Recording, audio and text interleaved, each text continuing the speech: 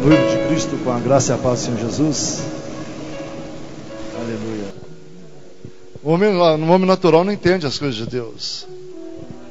É um homem que não tem essa oportunidade de servir ao Senhor, não entende.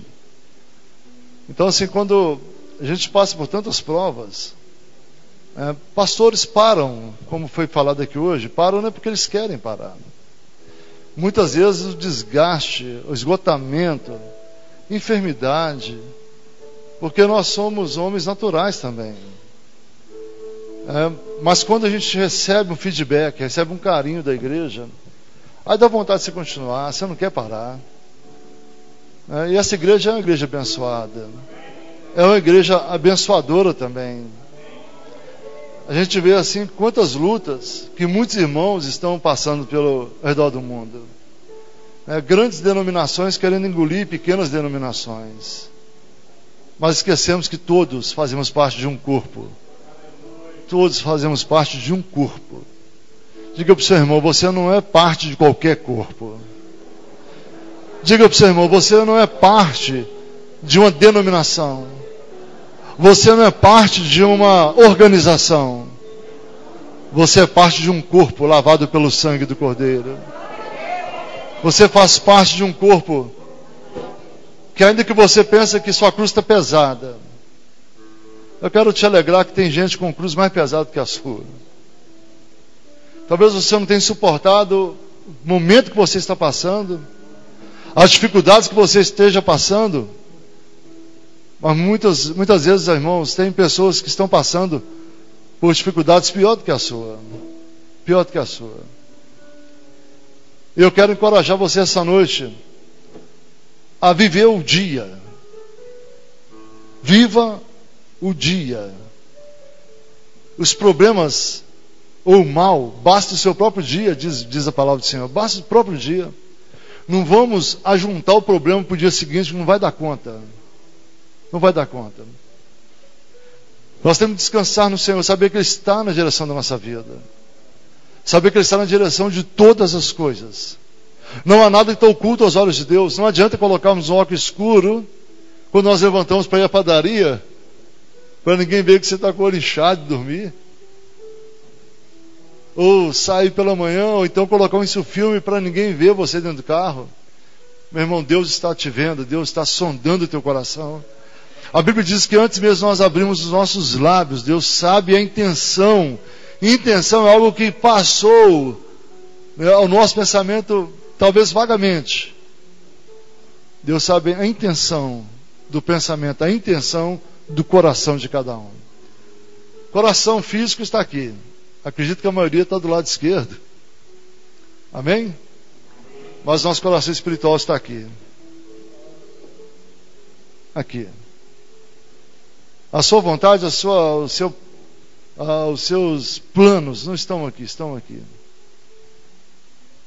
Amém? Então, talvez você tenha pago um preço que não precisa pagar mais.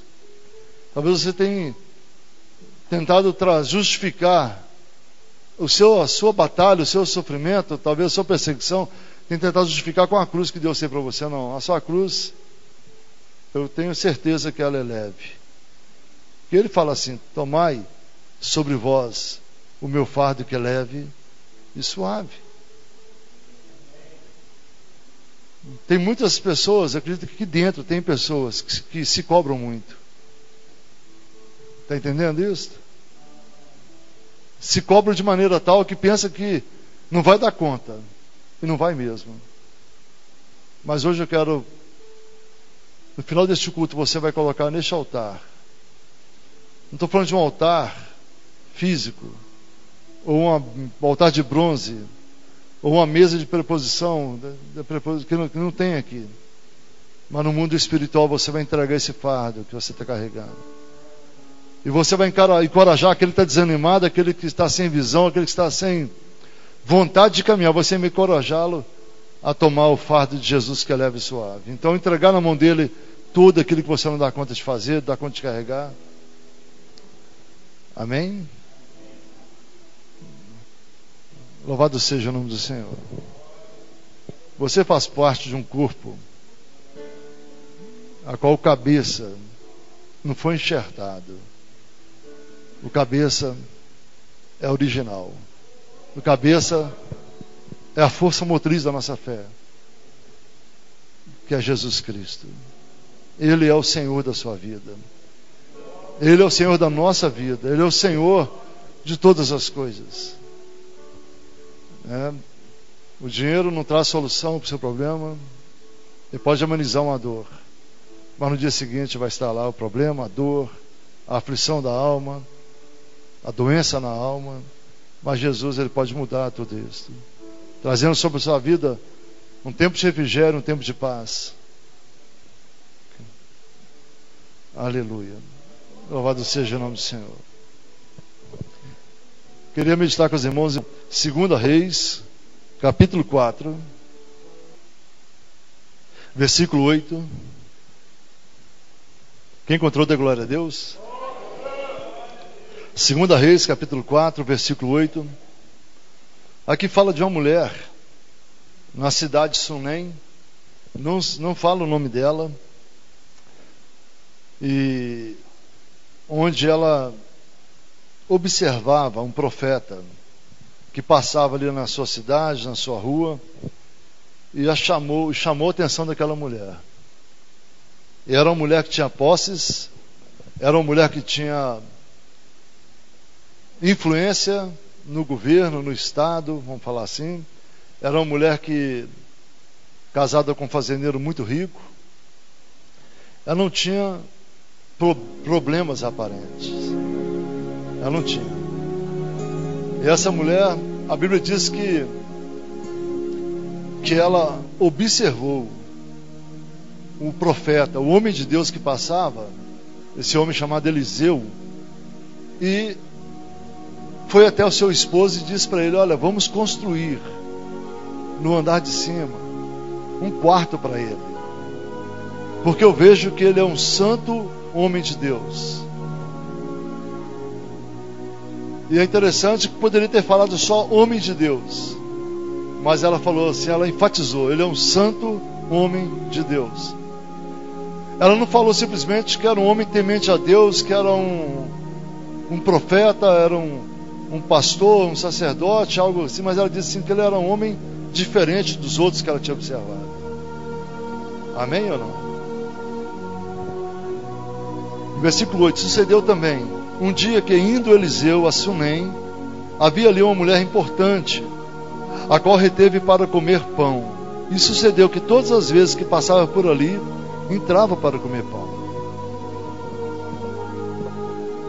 E ela disse ao seu marido: eis que tenho observado que este que sempre passa por nós é um santo homem de Deus. Façamos-lhe, pois, um pequeno quarto junto ao muro, e ali lhe ponhamos uma cama, uma mesa, uma cadeira e um candeeiro. E há de ser que, vindo ele a nós, para ali se recolherá. E sucedeu que um dia ele chegou ali, recolheu-se àquele quarto e se deitou. Então disse ao seu servo Geazi: chama essa sunamita. E chamando-a a ele, ela se pôs diante dele.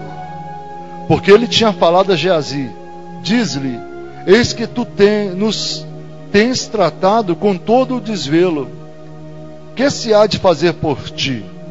Haverá alguma coisa de que se fale por ti ao rei ou ao capitão do exército?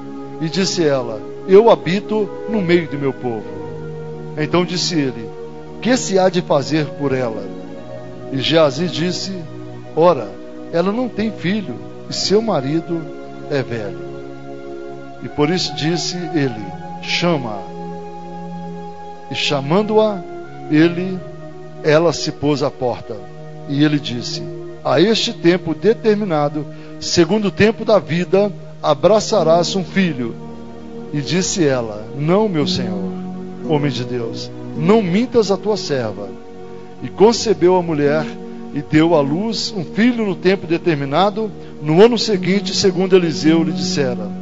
E crescendo o filho, sucedeu que um dia saiu para ter com seu pai, que estava com segadores. E disse a seu pai: ai, a minha cabeça, ai, a minha cabeça. Então disse a um moço: leva-o à sua mãe. E ele o tomou e levou a sua mãe, e esteve sobre os seus joelhos até o meio-dia e morreu.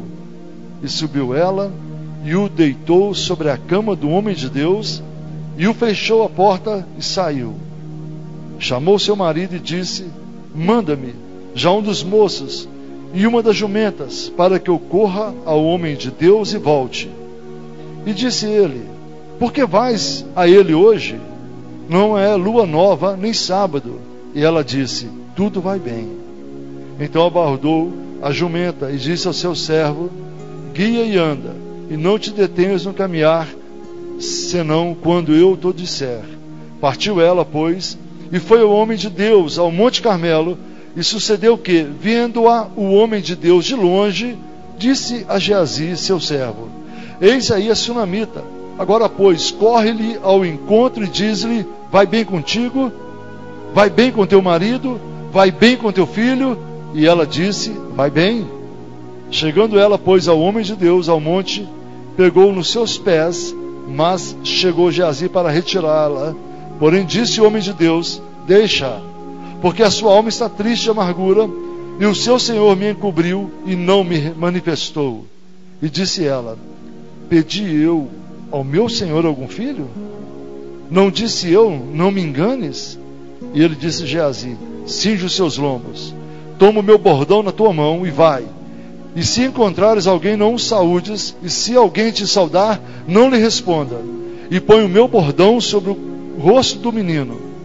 Porém disse a mãe do menino: vive o Senhor, e vive a tua alma, que não te deixarei, que não te hei de deixar. Então ele se levantou e a seguiu. E Geazi passou diante deles e pôs o bordão sobre o rosto do menino, porém não havia nele voz, nem sentido. E voltou a encontrar-se com ele e lhe trouxe aviso, dizendo: o menino não despertou. E chegando Eliseu àquela casa, eis que o menino jazia morto sobre a sua cama. Então ele entrou e fechou a porta sobre eles ambos e orou ao Senhor. E subiu à cama, deitou sobre o menino e pôs a sua boca sobre a boca dele, e os seus olhos sobre os olhos dele, e as suas mãos sobre as mãos dele, e estendeu sobre ele, e a carne do menino aqueceu. Depois desceu, andou naquela casa de uma parte para outra, e tornou a subir, e se estendeu sobre ele. E então o menino expirou 7 vezes e abriu os olhos. Então chamou a Geazi e disse: chama esta sunamita. E chamou-a e veio a ele, e disse ele: toma o teu filho. E entrou ela e se prostrou aos seus pés, se inclinou à terra e tomou seu filho e saiu. Louvado seja o nome do Senhor. Que o Espírito Santo venha falar ao seu coração, segundo a vontade de Deus, segundo aquilo que Deus quer falar conosco nessa noite, em nome de Jesus Cristo. Amém? Graças a Deus. Louvado seja o nome do Senhor. Quando nós falamos sobre Sunem, uma cidade ao norte da Galileia, e eu fui olhar o que significa Sunem, tem que estar sempre relembrando, porque são muitas informações. E Sunem significa lugar de repouso, lugar de descanso. A melhor coisa na vida do homem, da mulher de Deus, é estar no lugar que Deus quer que esteja, é estar no momento que Deus quer que esteja, na hora que Deus quer que esteja, no lugar que Deus quer que esteja. Aí as coisas vão acontecer, o milagre vai acontecer. E é interessante essa passagem onde nós vimos que Eliseu, ele recebe dela um quarto, ela faz esse quarto para ele descansar, e coloca ali uma cama, uma mesa, uma cadeira e um criado. E eu vejo aqui nesses 4 itens alguma coisa sobre relacionamento com Deus. Cama significa o quê? É o lugar que você descansa. Não tem coisa melhor do que você trabalhar o dia todo, andar o dia todo, resolver tantas coisas e chegar à noite você ficar na horizontal. Tem uns que têm a oportunidade de dormir depois do almoço, não é verdade? Dá uma relaxadinha, fazer uma cesta, 1 quilo, não é mesmo? Uma madornazinha de meia hora, fica horizontal, não é verdade? Mas também Deus traz ação que também significa relacionamento. Por que a gente intimidade? De muitas esposas, temos o gabinete pastoral na cama. Muitas vezes antes de dormir a gente troca as ideias, conversa alguns assuntos, né? já planeja o dia seguinte. Então também é lugar de... Irmão, se você não tiver um lugar de intimidade com Deus, você jamais vai ouvir Deus. Você jamais vai entender o plano de Deus. Uma coisa antes dessa mulher, a Bíblia não sabe dela, essa mulher, uma habitante. E é interessante que ela tem algo de Deus na vida dela, chamado de discernimento espiritual. Porque ela vê que ali era um homem de Deus, mas era um homem de Deus diferente. Ele sempre passava por ali, acredito que ela convidava para parar na sua casa, fazer um lanche, a Bíblia diz isso, tomava um café, comia um pão ali. Mas agora ela sente no coração um chamado de Deus para abençoar aquele homem de Deus, fazendo para ele ali um quarto, para que ele possa descansar nas suas idas e vindas, do Carmelo até Sunem, até passando pela toda a Galileia e Judeia, não sei. E a Bíblia diz também que ela coloca para ele ali uma cadeira. Perdão, uma mesa. Vamos na sequência aqui. Uma cama, uma mesa e uma cadeira. Mesa. Mesa nós usamos para quê também? Alimentarmos. Não é verdade? Comunhão. Intimidade. Cama, mesa, comunhão. Nós podemos ter intimidade com Deus e muitas vezes não temos comunhão com o irmão. Não temos comunhão com a igreja, com o corpo. E é necessário nós termos comunhão. Estarmos congregando. Estarmos aqui aos domingos também. Estarmos aqui os dias de culto também, dia de semana. Não só domingo, como muitos também têm faltado. Quando eu falo assim que a minha vontade de não ter ovelhas na igreja, da Shekinah, e ter filhos, é porque ovelha, se ela vê um pasto que foi mais irrigado ali, ela vai para lá, ali. Mas filho que permanece. Filho, ele sabe dar valor de onde começou tudo. Ele permanece. E ainda que saia, filho volta. Amém? Ainda que saia, filho volta. Eu tenho sentido isso da parte de Deus, que Deus está trazendo. E Deus vai trazer muito mais sobre este lugar.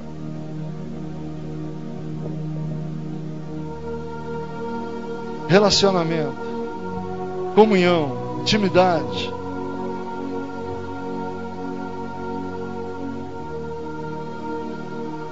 Quero falar sobre o candeeiro.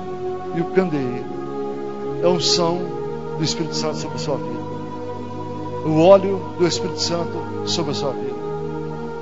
Na vida do homem de Deus não pode faltar, meu irmão, 3 coisas: intimidade com Deus, relacionamento com os irmãos e o óleo do Espírito Santo. 3 coisas que não podem faltar.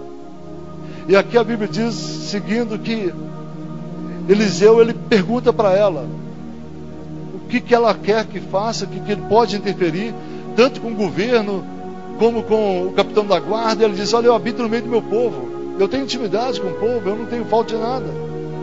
E ele troca a experiência ali com o seu assessor, com o moço Geazi. E Geazi vai e conta o caso: olha, ela não tem filho.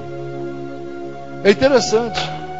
E Geazi, eu já preguei sobre ele.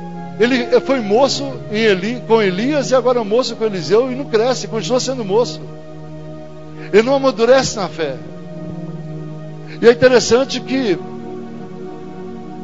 o que ele vê muitas vezes é o interesse próprio ou os defeitos. Na igreja você não deve olhar os defeitos. Você não pode olhar os seus interesses próprios, mas tem que olhar aquele que é interesse de Deus para a igreja. Aquele que você começa a olhar defeito ou olhar interesse próprio, você tem vida curta na presença do Senhor.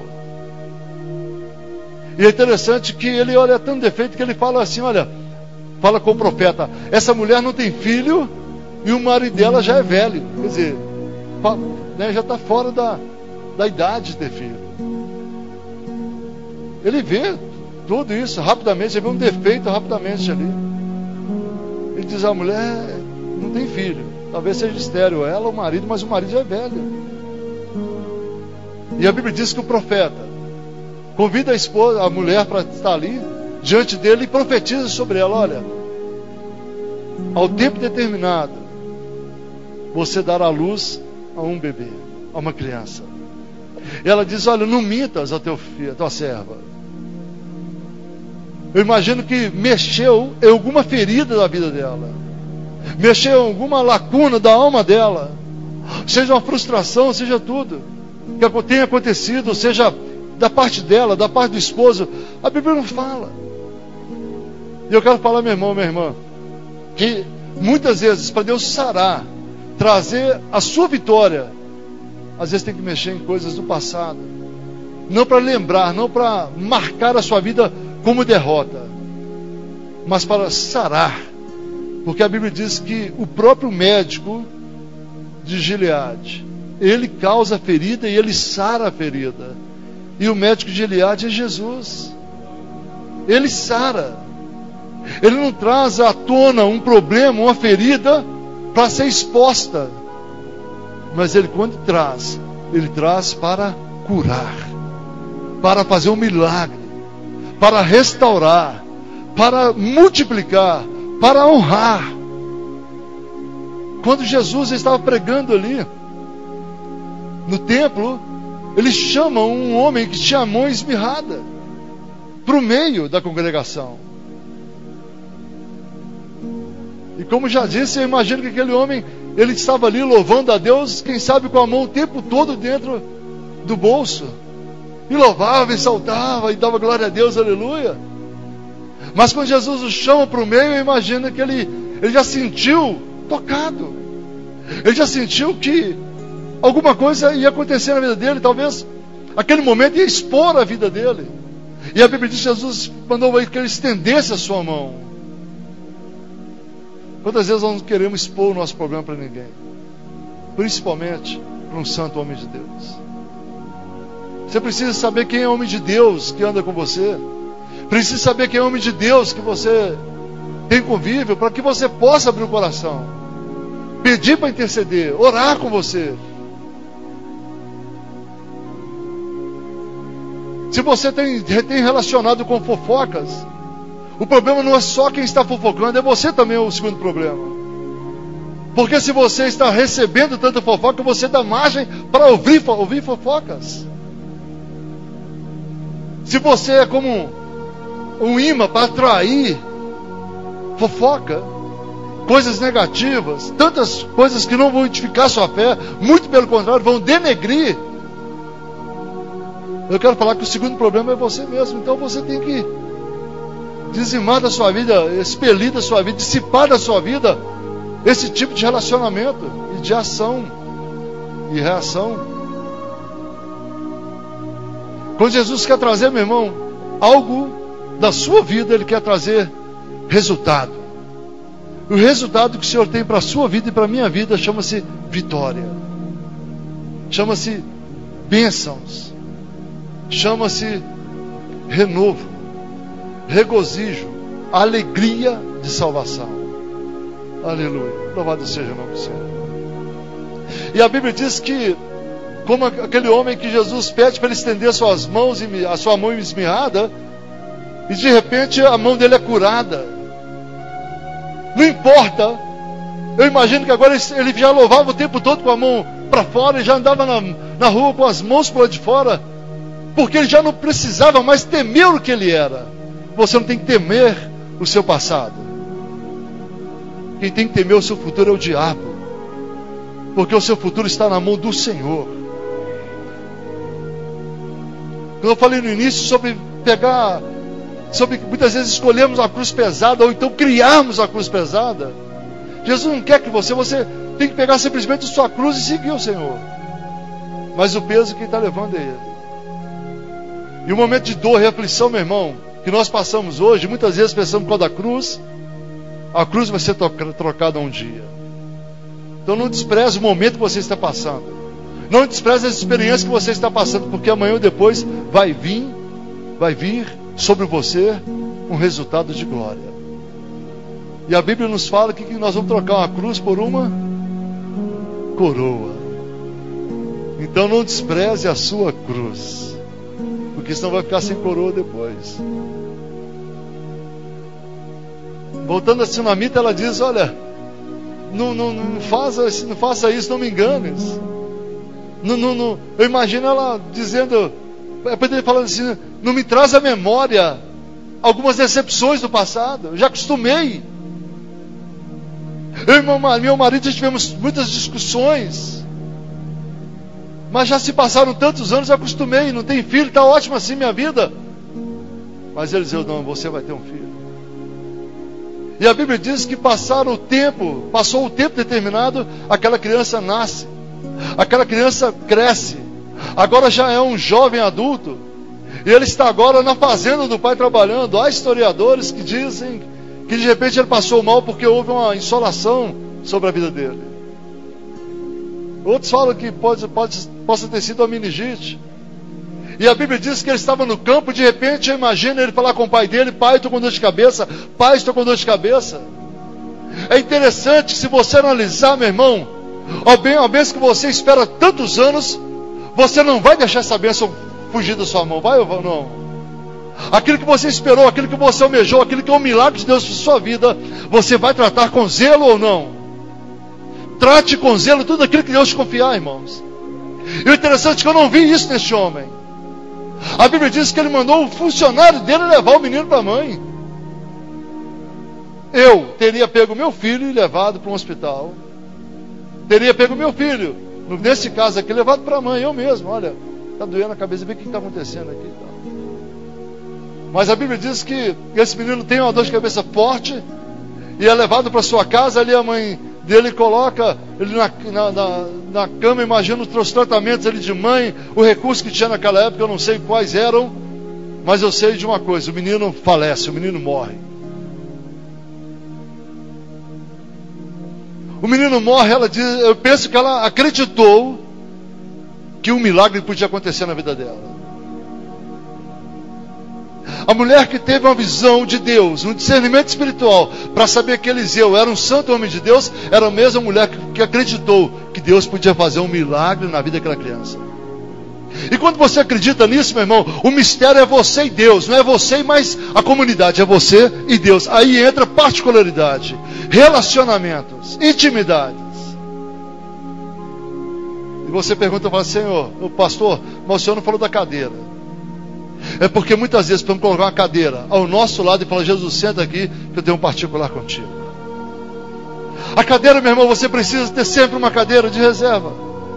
Para aqueles momentos de dificuldades, você convide Jesus para entrar no negócio. Convide Jesus para entrar no seu casamento, na sua vida material, na sua vida sentimental, na espiritual, física, emocional. O que tem me sustentado durante 18 anos, meu irmão, não é a minha capacidade de pensar ou de resolver problemas, mas é a minha capacidade de ter a certeza de que Jesus é comigo. De que eu deito porque Ele me concede o sono e levanto porque Ele me acorda. Porque todas as noites, por muitas vezes, perdão, melhor falando, o diabo lança seta falando que eu não vou acordar. Lança dados inflamados falando que tem problemas. Aí nós, como já passamos de 44, vai ao médico, faz o check-up, não tem nada.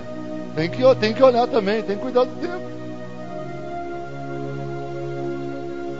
E é interessante quando ela vê que a criança morre, ela não sai desesperada com a criança no colo, gritando pela rua, me ajuda, me acorde, chama o SAMU, chama isso, chama aquilo. Mas ela leva para onde? Para onde tem intimidade. A intimidade com Deus estava no quarto do profeta. Ela leva essa criança, coloca sobre a cama do profeta. Ela desce tranquilamente, sem alarmar, sem tocar sirene, sem falar, sem gritar, sem chorar, sem espernear, sem blasfemar, sem reclamar com Deus. E diz para o servo do teu marido, olha, prepara uma jumenta para mim, abardou uma jumenta aí, que eu vou até o encontro do profeta. Aí o marido desperta e pergunta, mas não é sábado, não é dia de lua nova, você não tem que fazer oferta, oferenda, nada para o profeta, por que você está indo lá? Vai tudo bem? Ela diz, vai mal, meu filho morreu, para que nós colocamos esse profeta dentro de casa? Depois que fui para essa igreja só luta, depois que eu aceitei Jesus, todo mundo me abandonou, minha família me colocou para fora. Ela falou assim, vai tudo bem, vai tudo bem.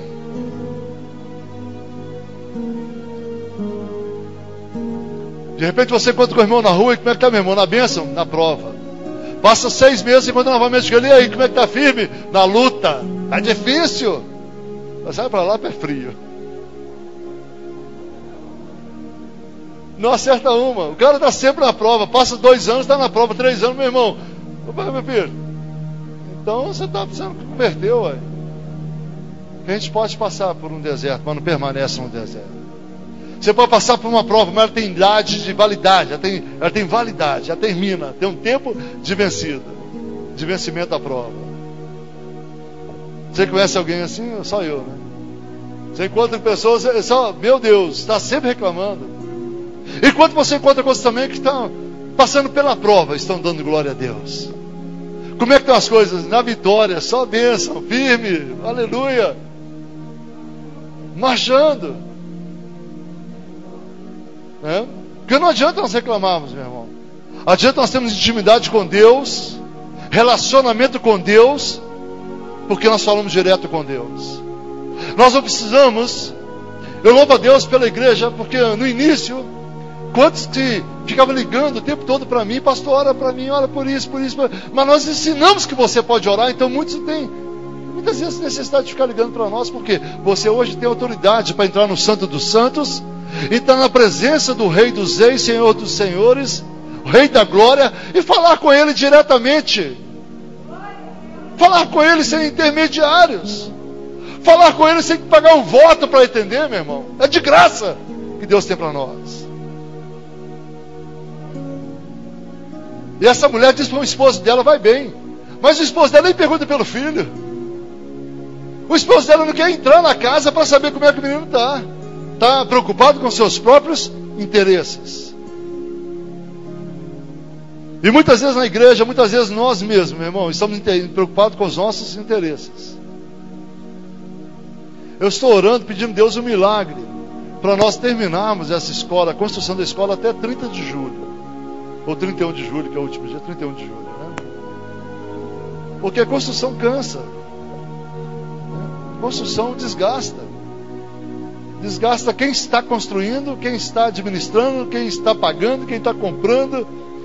Porque chega no ponto que o próprio pedreiro já cansa da construção também. Ele está cansado, ele está... né?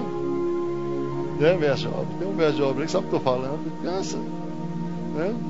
Ele já quer terminar ali para outra, porque já é outro ar, já é outras pessoas, outro clima, outra coisa. Então eu tenho orado, pedi a Deus para a gente terminar essa obra até o final de julho. Já entramos com documentação, já foi falado aqui, já entramos com registro junto à junta comercial, já estamos orando para Deus fazer todos os milagres que precisam ser feitos.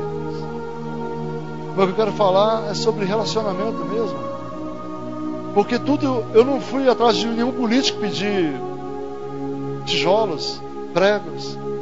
Eu não fui atrás de nenhum prefeito pedir uma ajuda. Fui lá conversar com o prefeito para anunciar a construção da escola. Fui lá conversar para falar que nós estamos estabelecendo uma escola que vai ser a última comunidade. Eu não fui lá pedir nada. Muito pelo contrário, meu irmão. Quando nós temos intimidade com Deus, nós falamos com Deus direto. A gente pede a Deus, Ele ouve. A gente fala com Ele, Ele ouve. Agora, quem Ele vai usar é outra coisa. Porque os pensamentos nossos não são os mesmos de Deus. Diz Isaías 54, não é isso? Os nossos pensamentos são diferentes do Senhor. Os pensamentos de Deus são mais altos que os nossos pensamentos. Os nossos caminhos são diferentes dos caminhos do Senhor. Se nós pensamos de uma maneira, Deus vem de outra maneira. O meu plano, o nosso plano da igreja é terminar essa obra até julho, para depois começar a pensar no mobiliário, cadeiras, mesas, essas coisas. Mas a gente tem que chamar por Deus, clamar a Deus. Deus, essa obra é do Senhor. Essa obra é do Senhor. E quem não tem intimidade com Deus, o que faz? Pega o telefone e vai reclamar com o vizinho, com o irmão, com o parente, com o fulano, falar do problema dele.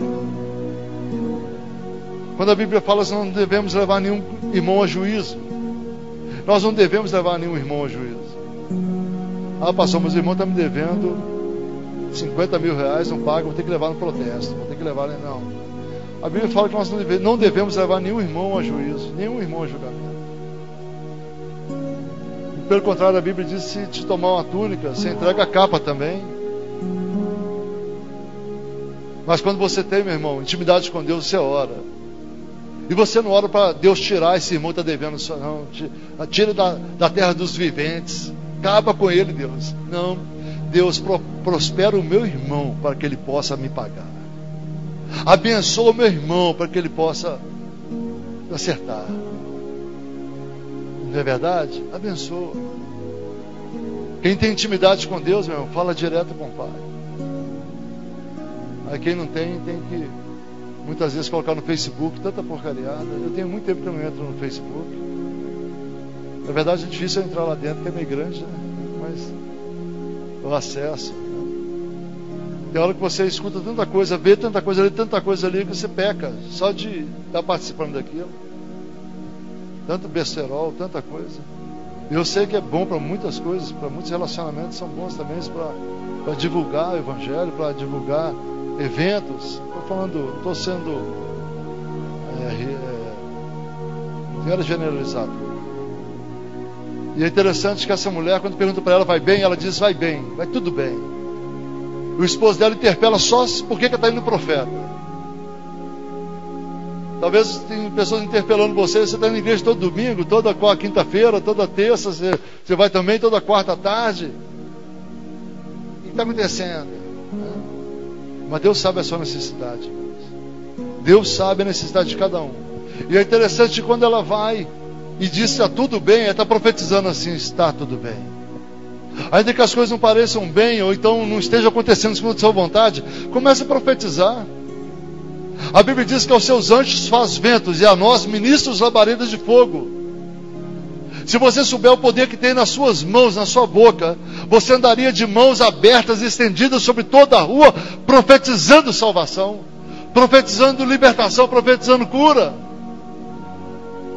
Certa vez eu escutei um homem que foi espírita de candomblé, se converteu, e ele falou comigo naquela época que ele era instruído e instruía que você pode fazer tudo, mas nunca deixe um crente colocar a mão sobre a sua cabeça.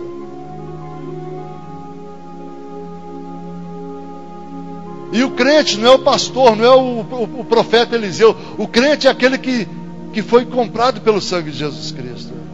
Levanta as mãos só quem foram comprados pelo sangue de Jesus.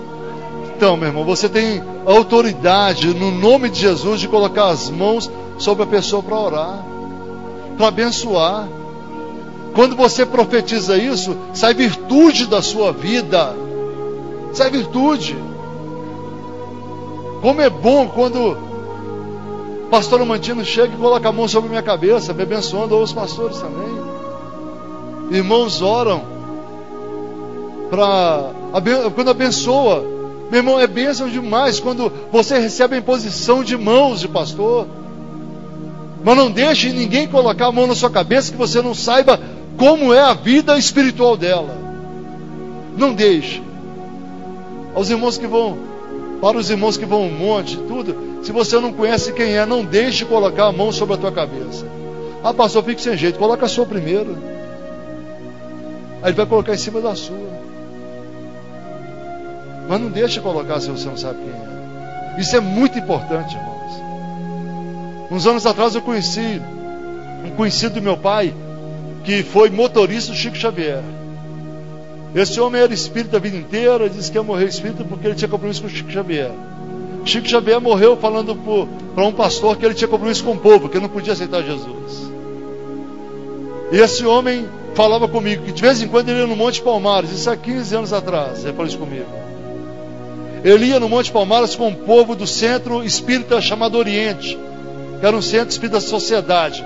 Deve existir ainda porque governadores e políticos frequentam lá. Ele dizia, nós subimos para o Monte Palmares, todos de terno e gravata para orar lá em cima também. E ainda falava assim, tinha uns que pediam oração para nós. Porque o diabo, Deus ele faz o diabo entregar as obras dele, por isso que eu sei disso. Deus ele faz o diabo entregar suas obras. Louvado seja o nome do Senhor. Diga comigo, há poder no sangue de Jesus.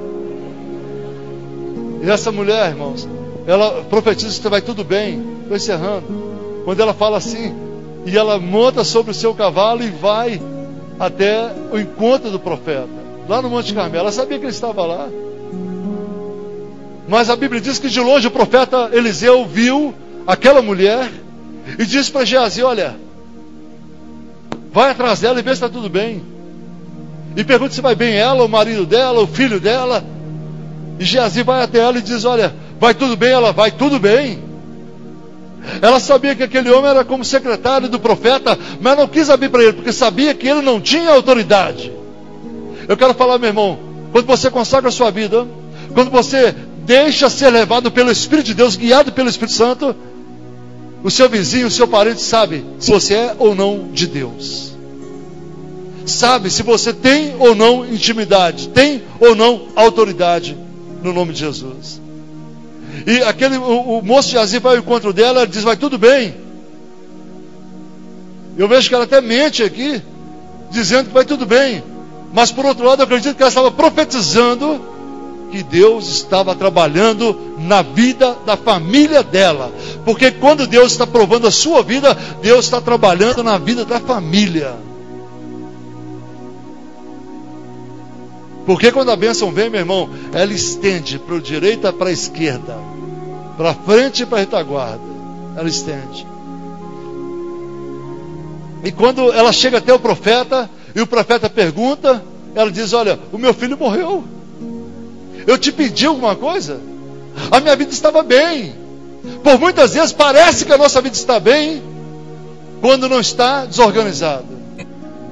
Nós estamos lá em casa numa fase de mudança. Nós estamos mudando aos poucos, tirando tudo do nosso apartamento, levando para a casa e adaptando. Então nós estamos levando aos poucos. A pastora Patrícia ontem estava estressadíssima. Está uma bagunça e não sei o que e tal. É verdade. Para a gente organizar, muitas vezes tem que desarrumar. Muitas vezes, meu irmão, Deus ele desarruma, num bom sentido da palavra, para que as coisas sejam organizadas, limpas, liberadas, porque através disso vai vir muita coisa à luz. Vai vir à luz muitas coisas. E ela diz: olha, por quê? Outra versão diz assim: você está querendo me lembrar alguma coisa do meu passado?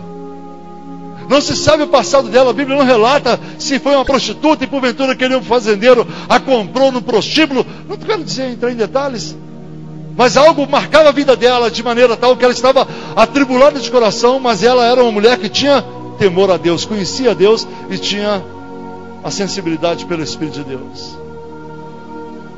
E o profeta que diz: vem cá, Geazi, pega o meu cajado, pega o meu bordão, corre, vai na frente. Eu imagino que Geazi tinha mais velocidade, era jovem, estava mais no pique, e muitas vezes a aparência não é aquilo que Deus está olhando, não é verdade?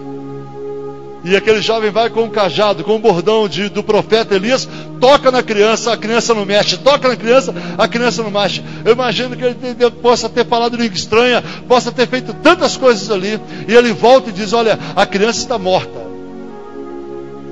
O que eu entendo com isso? Aquilo que eu preciso fazer, eu não tenho que transferir para o pastor Davi, nem pastor Amaral, nem ninguém. Eu tenho que fazer. Aquilo que você precisa fazer, não adianta você transferir para outra pessoa, que não vai dar certo. Eu vejo que aquilo que eu preciso fazer, eu não tenho que passar para ninguém fazer.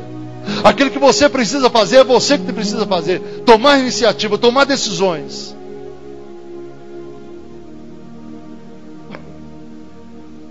O cajado estava lá, mas a unção estava na vida. Sabe o que eu entendo com isso? Tem gente carregando idolatria também, achando que Deus está no negócio.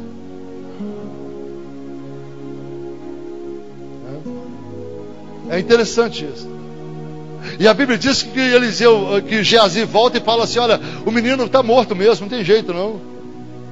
Mas a Bíblia diz que Eliseu, o profeta Eliseu, agora vai até a criança. Ele vai até lá. Por que ele vai? Por causa de uma insistência. Meu irmão, não desista enquanto a sua bênção não chegar. A mulher falou assim: olha, se você não for no arreio do pé daqui, tão certo como vive o Senhor, minha alma, eu não te deixarei, enquanto você não for lá em casa. Aleluia.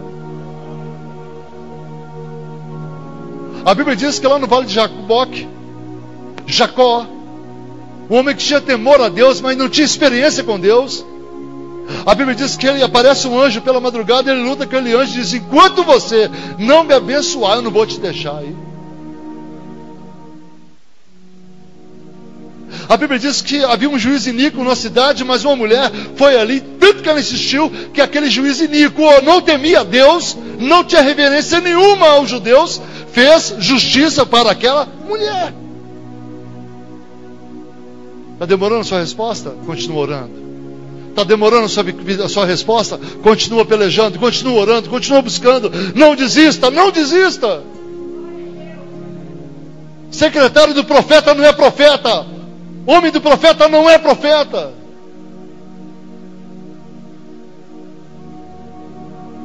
E ela diz: olha, tão certo como vive o Senhor, não te deixarei. E a Bíblia diz que agora Eliseu se sente na obrigação de ir. Eu não lembro, ou não se já vi, ou se qual a idade de Eliseu nessa época, mas eu creio que não era um garoto mais. Era um homem que já tinha cansado de andar com Eliseu, a grosso modo falando. 60 anos nessa época aqui? Não sei. É? E a Bíblia diz que agora ele chega até a casa da sunamita. Meu irmão, aquela criança para mim, ela não estava morta. Ela estava descansando. Porque ela estava na terra do repouso, na terra do descanso. Ela não estava em Lodebar, terra do esquecimento. Mas ela estava na terra do descanso, em Sunem. E a Bíblia diz que Eliseu sobe para o quarto dele, deita sobre a criança, aquece aquela criança com o seu corpo, coloca a boca sobre a boca dela, olhos sobre os olhos, e a criança nada. Mas de repente ele faz novamente, e ele ora, e Deus responde. Eu imagino aquela criança levantando de um sono profundo. E ele pega aquela criança, desce com a criança, entrega para sua mãe e fala assim: eis aí a resposta da sua fé. Eu estou parafraseando. Quem está entendendo? Amém. Eu quero falar que a sua vitória não está em Lodebar, não é terra de esquecimento. A sua vitória está em Sunem, a terra de repouso, lugar de descanso. Descansa no Senhor, espera no Senhor mesmo. Deus tem falado muito isso aqui, eu não sei porque está repetindo tantas vezes isso. Mas espera no Senhor. São respostas ainda que não foram concretizadas sobre a tua vida. São dúvidas ainda que se trazem sobre a tua vida, que param sobre a tua vida. Elas precisam ser dissipadas como uma nuvem negra. Tem que ser dissipada da sua vida. E aqui agora nós vemos, para encerrar, que eu acredito que não só o primeiro milagre, que foi o nascimento dessa criança, veio sobre este homem, sobre o pai da criança, mas o segundo milagre, que foi a ressurreição dele. O milagre da ressurreição. Amém? Eu acredito que tem pessoas aqui nessa noite que precisam do segundo toque de Jesus. Do segundo toque. Do segundo toque, da segunda experiência com o Senhor. A primeira foi boa, mas está meio adormecido. De repente Deus quer fazer algo. Eu quero falar que você não deixa nada pior acontecer para você animar a sua fé, não. Entra para a intimidade do Senhor. Eu quero orar por você, eu quero colocar a mão sobre a sua cabeça. Eu quero abençoar a sua vida, eu queria que você colocasse de pé. Se essa palavra veio sobre a tua vida,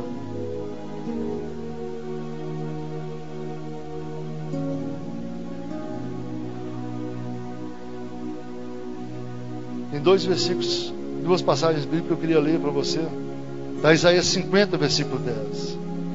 Quando andar em trevas e não tiver luz nenhuma, confie no nome do Senhor e firme-se sobre o seu Deus. Isaías 50, versículo 10. E no Jeremias 29, 11 ao 14. Pois eu bem sei os pensamentos que tenho a respeito de vós, diz o Senhor. pensamento de paz e não de mal, para vos dar o fim que esperais.